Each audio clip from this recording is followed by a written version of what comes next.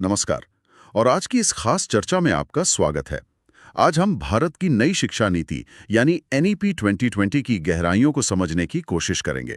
हमारे पास जो स्रोत हैं, वो इस नीति का एक पूरा खाका खींचते हैं। हाँ, तथ्यों और आंकड़ों के साथ। और ये कोई छोटा मोटा बदलाव नहीं है। बिल्कुल नहीं। ये लगभग 25 करोड़ बच्चों के सीखने के तरीके को फंडामेंटली बदलने का एक ब्लूप्रिंट है। और इसकी कहानी क्लास 1 से नहीं, बल्कि उससे भी 3 साल पहले शुरू होती है। सही कहा। तो हमारा मकसद है इस बड़े बदलाव की आत्मा को पकड़ना, इसकी नई संरचना, इसकी सबसे जरूरी पहलें और छात्रों और शिक्षकों के लिए इसके असल मायने क्या हैं। तो चलिए शुरू करते हैं। जरूर। और शुरुआत करते हैं सबसे बड़े, सबसे ज्यादा दिखाई देने वाले बदलाव से। स्कूल का ढांचा। हाँ, दशकों से हम सब 10+2 सुनते आए हैं। स्कूल का मतलब ही 10+2 था। अब वो खत्म। और उसकी जगह एक नई 5+3+3+4 संरचना आ गई है। सुनने में ये बस नंबरों का खेल लगता है, पर इसके पीछे की सोच क्या है? इसके पीछे की सोच बच्चों के दिमाग के विकास के चरणों से जुड़ी है। देखिए, पुरानी 10+2 प्रणाली ये मानकर चलती थी कि असली पढ़ाई 6 साल की उम्र में क्लास 1 से शुरू होती है। हाँ, आमतौर को यही माना जाता था। लेकिन नई नीति कहती है कि बच्चे के दिमाग का 85% विकास तो 6 साल की उम्र से पहले ही हो जाता है। अच्छा। तो नई संरचना उस शुरुआती दौर को भी औपचारिक शिक्षा में शामिल करती है। तो ये 4 चरण असल में हैं क्या? इन्हें थोड़ा आसान भाषा में समझाइए। जरूर। पहला है फाउंडेशनल स्टेज। ये 5 साल का है, 3 से 8 साल के बच्चों के लिए। 3 साल से? हाँ, इसमें 3 साल का प्री स्कूल, जिसे बालवाटिका कहा गया है, और फिर क्लास 1 और 2 शामिल हैं। ठीक है। और दूसरा? दूसरा है प्रिपरेटरी स्टेज। ये 3 साल का है, 8 से 11 साल के बच्चों के लिए, मतलब क्लास 3 से 5। और उसके बाद के 2 चरण? तीसरा है मिडिल स्टेज, 11 से 14 साल की उम्र के लिए, क्लास 6 से 8 तक। और आखिर में है 4 साल का सेकेंडरी स्टेज, 14 से 18 साल के बच्चों के लिए। यानी क्लास 9 से 12 तक। तो अब शिक्षा का दायरा 3 साल की उम्र से शुरू होकर 18 साल तक जा रहा है। बिल्कुल। और इसका मुख्य उद्देश्य रटंत विद्या से हटकर योग्यता आधारित शिक्षा की ओर बढ़ना है। ये रटंत विद्या से दूर जाना, ये बात तो बहुत अच्छी है, लेकिन ये होगा कैसे? सिर्फ ढांचा बदलने से तो रटने की आदत खत्म नहीं होगी ना? आपने बिल्कुल सही सवाल पूछा है। ढांचा तो सिर्फ एक बाहरी बदलाव है। असली बदलाव इस ढांचे के अंदर डाली जा रही चीजों से आएगा। और उसकी शुरुआत कहाँ से होती है? सबसे पहली सीढ़ी से, जिसे नीति में FLN कहा गया है। FLN? ये शब्द हर जगह सुनाई दे रहा है, ये है क्या आखिर? FLN का पूरा नाम है फाउंडेशनल लिटरेसी एंड न्यूमरेसी। ये तो हो गया इसका पूरा नाम, लेकिन इसका मतलब बहुत सीधा है।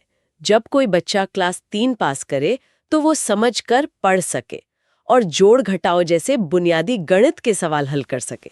अच्छा। बस ये वो नींव है जिसके बिना शिक्षा की पूरी इमारत खड़ी ही नहीं हो सकती। लेवी साक्षरता मिशन चले हैं, इस बार क्या अलग है?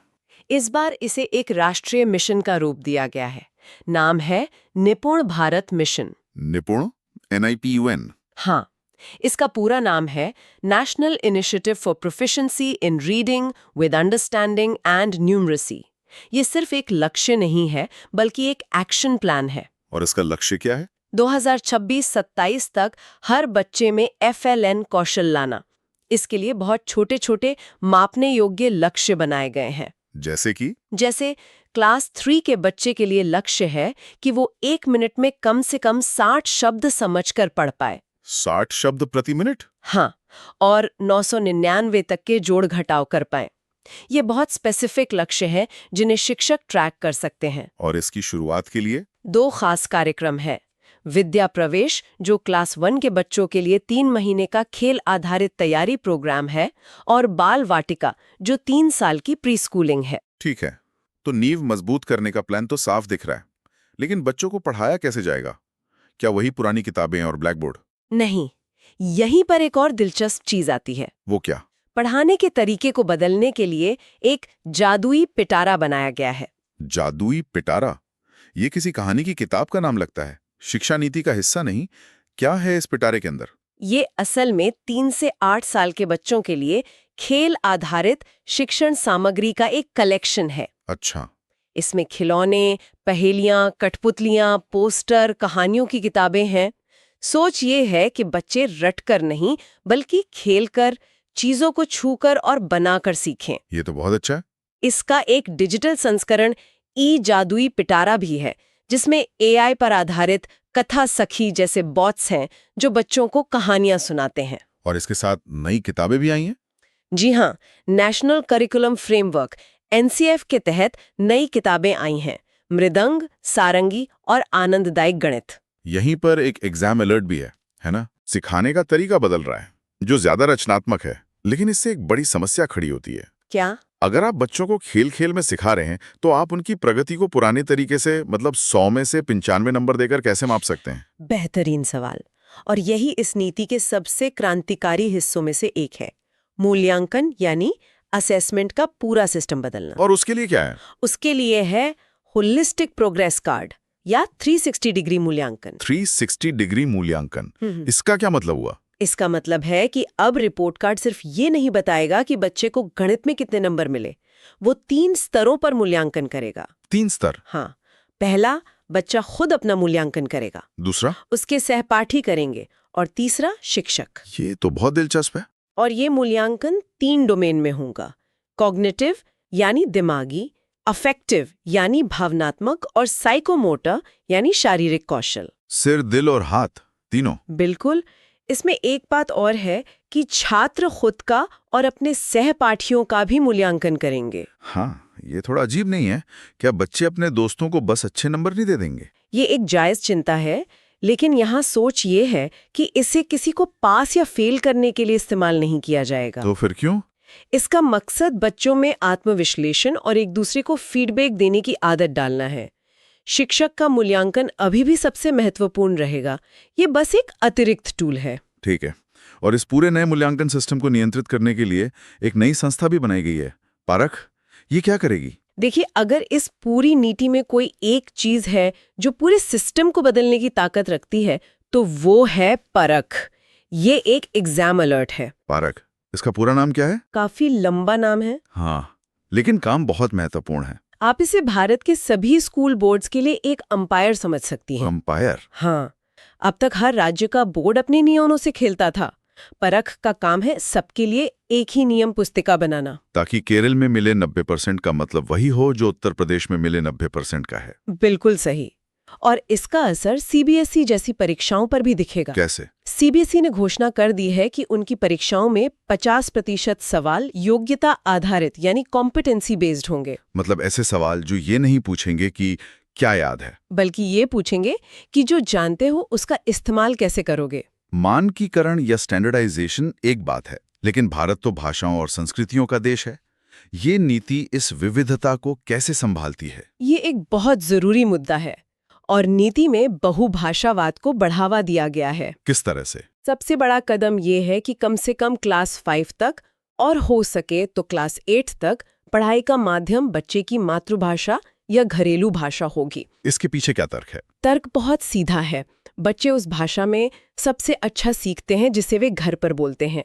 जब उन्हें स्कूल में आते ही एक नई भाषा में सब कुछ सीखना पड़ता है, तो उनका ध्यान कॉन्सेप्ट समझने से ज्यादा भाषा समझने में लग जाता है। सही बात है। इसके अलावा 22 अनुसूचित भाषाओं में शिक्षण सामग्री तैयार की जा रही है।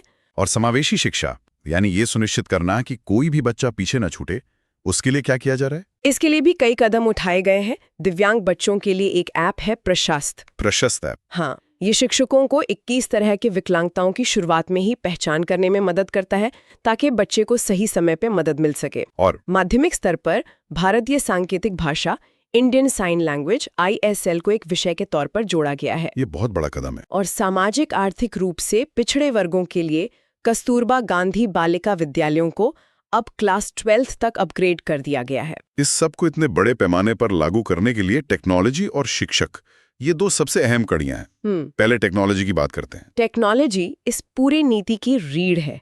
सरकार की रणनीति 3 हिस्सों में बटी हुई लगती है। वो क्या है? पहला, कंटेंट के लिए एक प्लेटफॉर्म जो है DIKSHA। दीक्षा, यानी digital infrastructure for knowledge sharing. बिल्कुल, ये एक राष्ट्र एक डिजिटल प्लेटफॉर्म है, एक तरह की नेशनल डिजिटल लाइब्रेरी। दूसरा कंटेंट पहुंचाने के लिए, जिसके लिए PM ई-विद्या है, जो 200 टीवी चैनलों के जरिए एक क्लास एक चैनल के सिद्धांत पर काम करता है। और तीसरा है निगरानी के लिए। इसके लिए विद्या समीक्षा केंद्र VSK बनाए जा रहे हैं। ये असल में शिक्षा के लिए डेटा डैशबोर्ड हैं जो रियल टाइम में स्कूलों के प्रदर्शन को ट्रैक करते हैं। टेक्नोलॉजी तो एक साधन है, लेकिन असली काम तो शिक्षकों को करना है।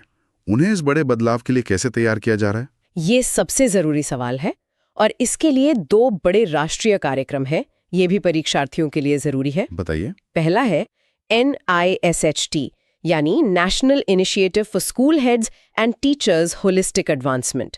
ये देश का सबसे बड़ा शिक्षक प्रशिक्षण कार्यक्रम है। अच्छा। इसके तहत 40 लाख से ज्यादा शिक्षकों को इन नए तरीकों से पढ़ाने की ट्रेनिंग दी गई है। और दूसरा कार्यक्रम? दूसरा है NPST national professional standards for teachers. ये शिक्षकों की भर्ती, उनके काम और उनके प्रमोशन के लिए एक राष्ट्रीय मानक तय करता है। मतलब हर चीज के लिए एक स्टैंडर्ड। हाँ। साथ ही हर शिक्षक के लिए हर साल 50 घंटे की प्रोफेशनल ट्रेनिंग अनिवार्य कर दी गई है। ठीक है, हमने नीति की फिलॉसफी देख ली। अब बात करते हैं उन बड़ी सरकारी योजनाओं की जो इसे जमीन पर उतार रही हैं। संक्षेप में देखें तो एक है PM श्री स्कूल्स योजना। इसके बारे में मैंने सुना है। इसके तहत 14,500 से ज्यादा स्कूलों को आदर्श स्कूलों के रूप में विकसित किया जा रहा है। फिर है समग्र शिक्षा जो प्री स्कूल से 12वीं तक की शिक्षा के लिए एक अम्ब्रेला योजना है। और PM पोषण पुरानी मिड डे मील योजना का नया और ज्यादा पौष्टिक रूप है। और वयस्क शिक्षा के लिए युलास योजना है। कौशल विकास या वोकेशनल एजुकेशन पर भी काफी जोर है ना? हाँ, अब व्यावसायिक शिक्षा क्लास 6 से ही इंटर्नशिप के साथ शुरू हो जाएगी। क्लास 6 से? जी। इसके लिए बैगलेस डेज रखे जाएंगे जब बच्चे स्थानीय कारीगरों के साथ काम सीखेंगे। और जो बच्चे स्कूल नहीं जा पाते उनके लिए NIOS यानी national institute of open schooling को मजबूत किया जा रहा है। और यहाँ एक और एग्जाम अलर्ट है। क्या? अग्निवीरों के लिए भी 10वीं या 12वीं पास करने के लिए विशेष कस्टमाइज्ड कोर्स बनाए गए हैं। ये तो बहुत जरूरी जानकारी है। तो इतने सारे बदलाव, इतनी सारी योजनाएं, सवाल ये है कि क्या जमीन पर इसका कोई असर दिख रहा है? हाँ। आंकड़े क्या कहते हैं? असर 2024 और NAS सर्वे के शुरुआती आंकड़े कुछ सकारात्मक संकेत देते हैं। जैसे 2024 में क्लास 3 के 23.4% बच्चे बुनियादी पाठ पढ़ सकते थे, जो 2005 के बाद का सबसे ऊंचा स्तर है। ये तो बहुत अच्छी खबर है। इसी तरह 27.6% बच्चे बुनियादी गणित कर सकते थे, जो हाल के वर्षों में एक महत्वपूर्ण सुधार है। और कुछ दिलचस्प बात? हाँ, एक बहुत ही दिलचस्प बात सामने आई है। कुछ मामलों में भाषा और गणित में सरकारी और ग्रामीण स्कूलों के बच्चों ने निजी और शहरी स्कूलों के बच्चों से बेहतर प्रदर्शन किया है। सच में? ये तो उम्मीद के विपरीत है। बिल्कुल। और इंफ्रास्ट्रक्चर में भी सुधार हुआ है। ज्यादातर स्कूलों में अब पीने का पानी और लड़कियों के लिए शौचालय जैसी बुनियादी सुविधाएं हैं। तो अंत में भविष्य का लक्ष्य क्या है?